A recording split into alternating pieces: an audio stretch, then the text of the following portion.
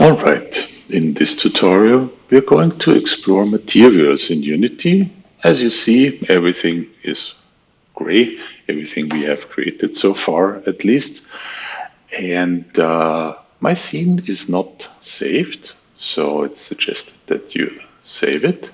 And then, as we are going to work with a variant of that scene, we go again to File, Save As, Scenes, and then call it something like materials.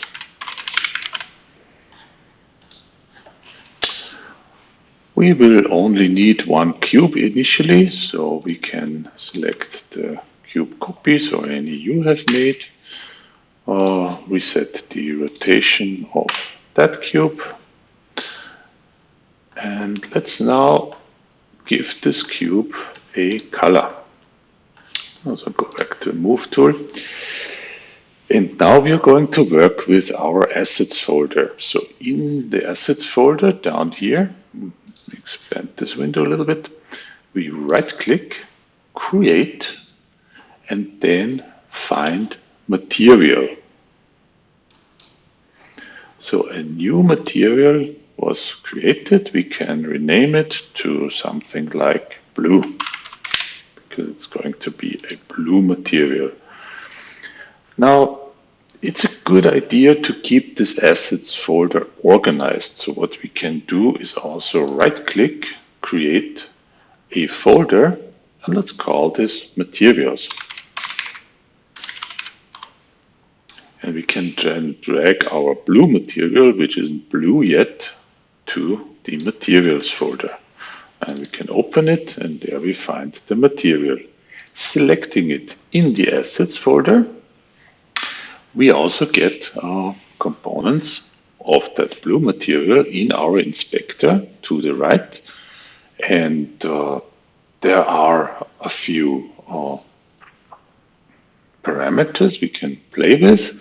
The one we are most interested right now is called the base map. And here we get a color slider, so we can select a blue color, and the preview of the material will then respond to our choices up here.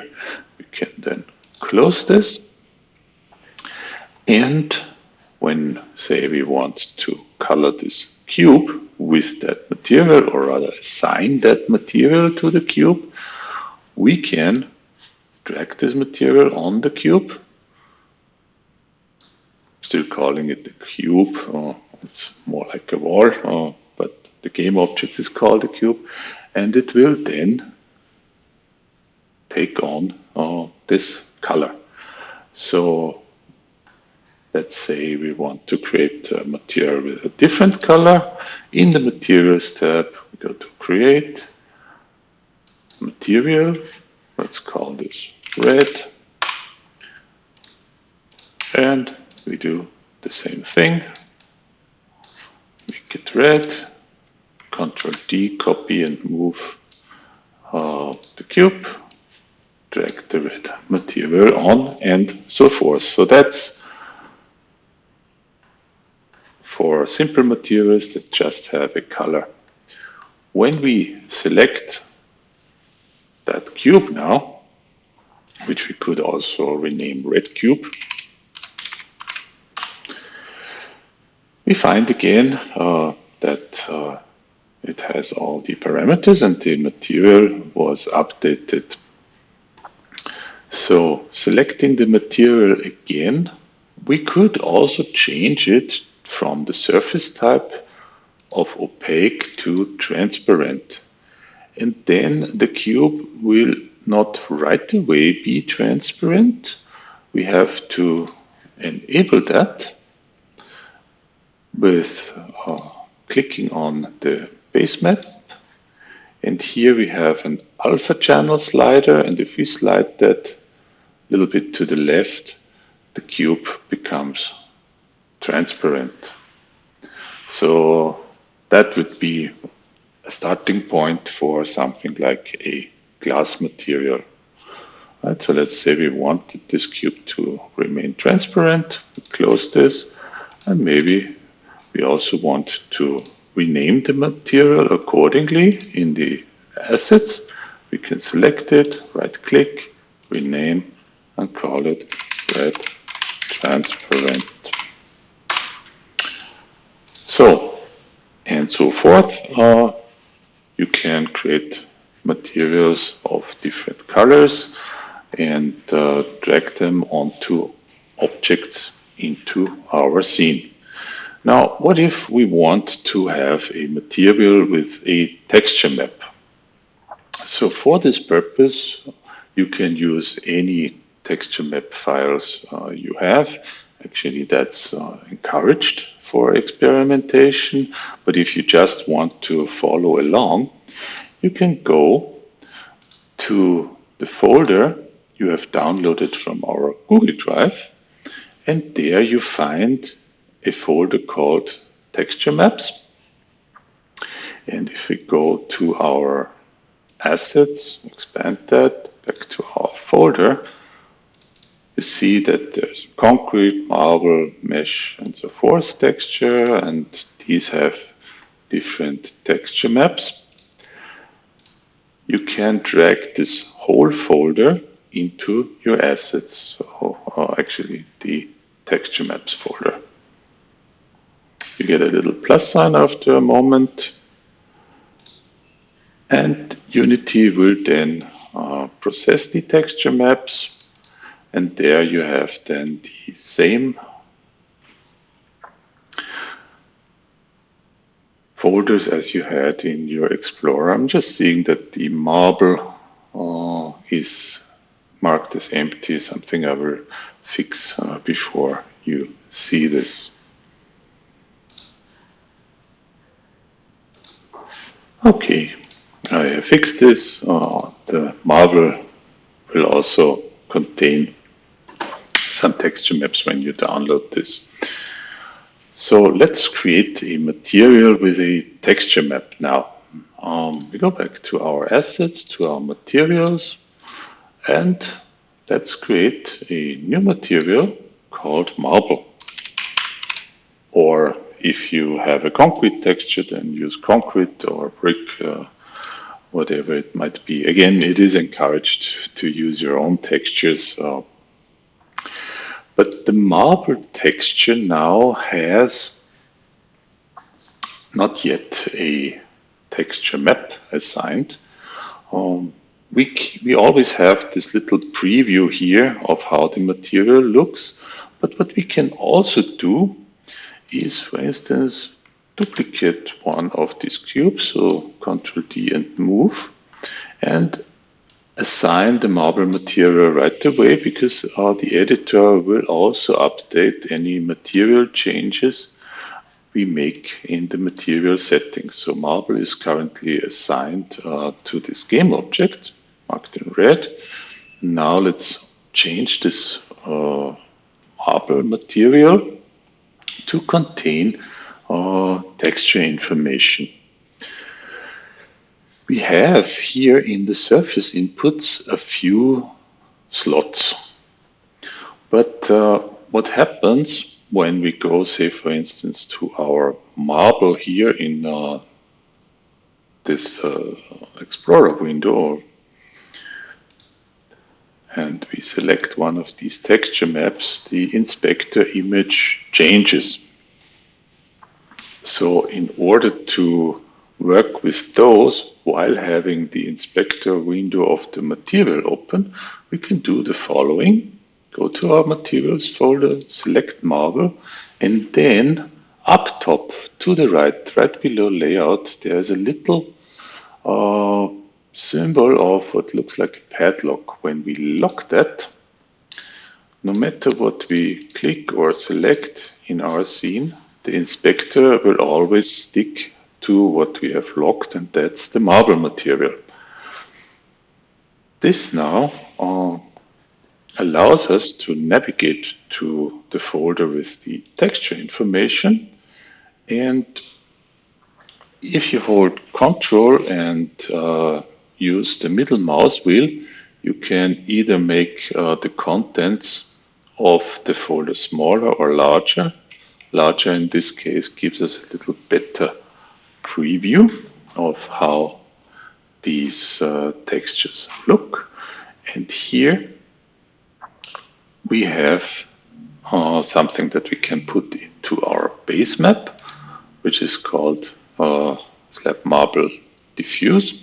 So that's a PBR texture map, meaning it has textures for various texture channels. For instance, normal maps or bump maps is essentially the same.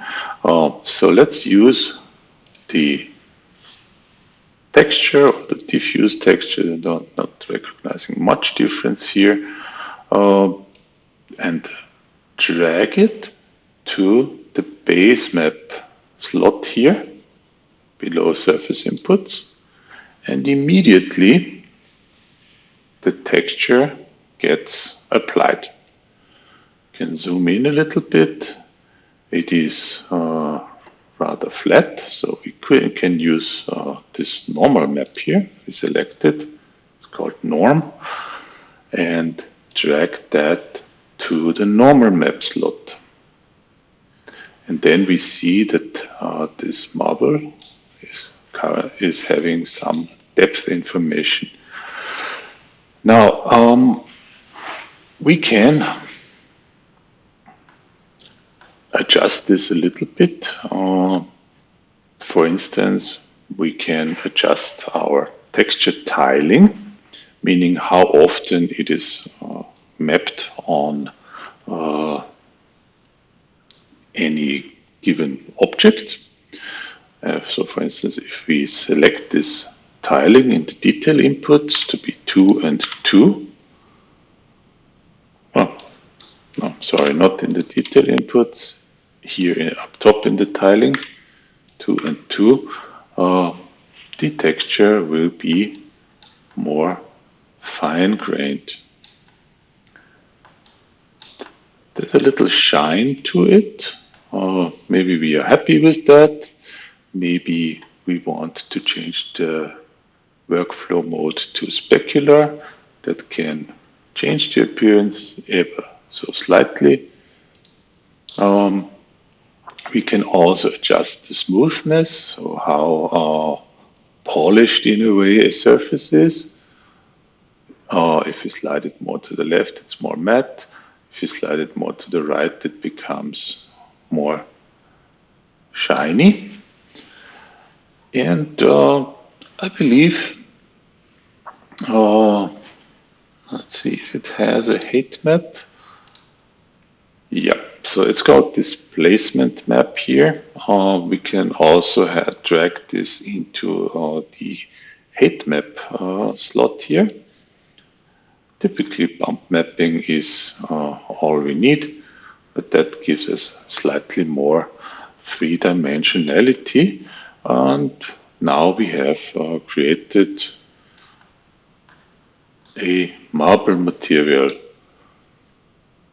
If, for instance, we are not perfectly happy with the strength of the normal map, so here it looks rather strong, zoom in a little bit, we can change this normal map influence to, say, for instance, 0.5, and then the influence on the way the texture appears is less.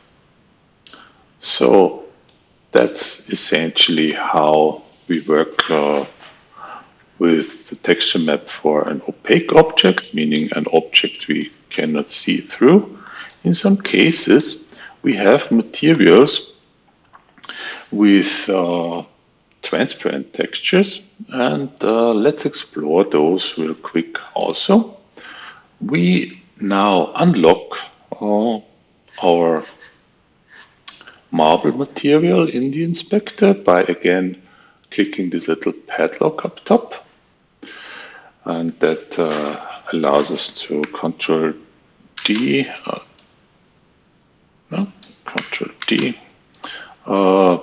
this cube again,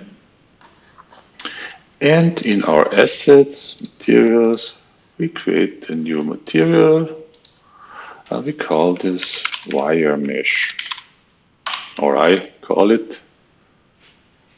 So there is an error Unity throws, or rather an information can happen that a normal map was not correctly detected. You can typically click Fix Now and Unity will make the necessary adjustments. Okay, so let's select the wire mesh material, lock it again, and now we go again to our texture maps folder. There's a mesh, and here we have something that looks like a grate or so. Again, we put that into our base map. We have a preview of the material. If, say, we wanted to have on that game object, we can unlock the inspector, go to Assets, Materials, and drag the wire mesh onto our cube here. So we see that it's not transparent yet. We can fix this by selecting the wire mesh again.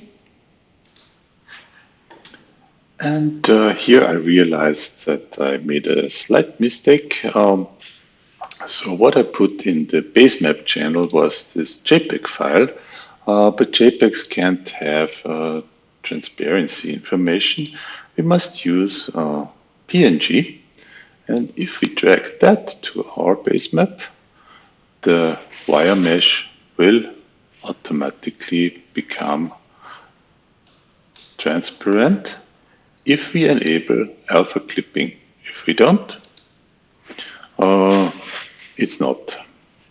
So here is something we can observe with single-sided geometry. So we know that our game object was derived from a cube with 6 sides, but we don't see the backside. Only if we turn around and face the normals, meaning the direction onto which the surfaces of the cube are rendered, we start seeing the mesh. So that's not super credible. We can also adjust this by making our material double-sided. So it's still selected, wire mesh and locked. And here we have an option called render face. And if we select that to both, the wire mesh will be rendered on both sides.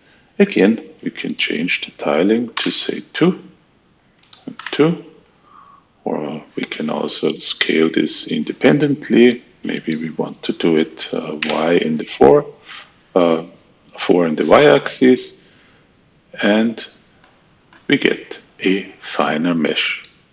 You can play around a little bit with the tiling. So Unity doesn't give you as much texture control as many of the 3D modeling softwares. Especially, it doesn't offer precise UV mapping.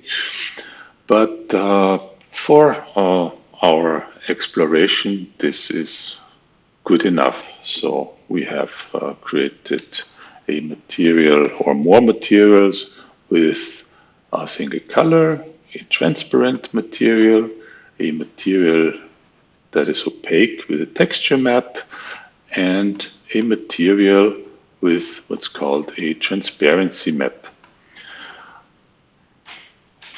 Again, feel encouraged to try this with your own texture maps or explore different variations of materials so you get a better sense for those. When we import geometry from our CAD models, Unity is capable of reading the material information. However, in Unity we may find the need to make some further adjustments, and that's essentially done how we began to explore in this tutorial. And that was it for this one. If you have questions, let me know.